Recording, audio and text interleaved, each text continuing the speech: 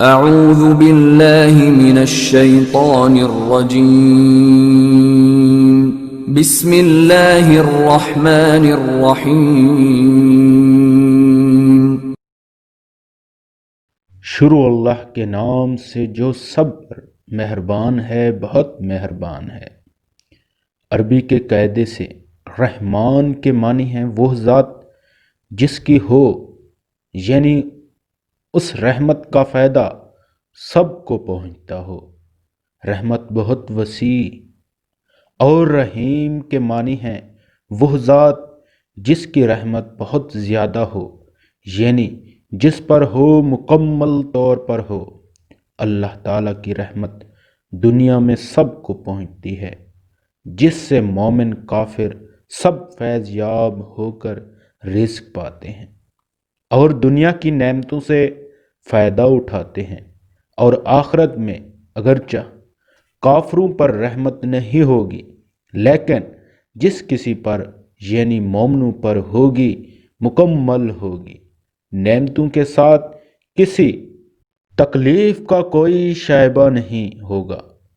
رحمان اور رحیم کے معنی میں جو یہ فرق ہے، اس کو ظاہر کرنے کے لیے رحمان کا ترجمہ سب پر مہربان اور رحیم کا ترجمہ بہت مہربان کیا گیا ہے۔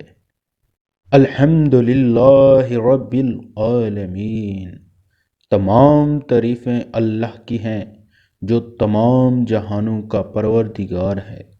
تفسیر: اگر آپ کسی عمارت کی تعریف کریں تو در حقیقت وہ اس کے بنانے والے کی تعریف ہوتی ہے، لہذا اس کائنات میں جس کسی چیز کی تعریف کی جائے وہ بالآخر اللہ تعالیٰ ہی کی تعریف ہے، کیونکہ وہ چیز اسی کی بنائی ہوئی ہے۔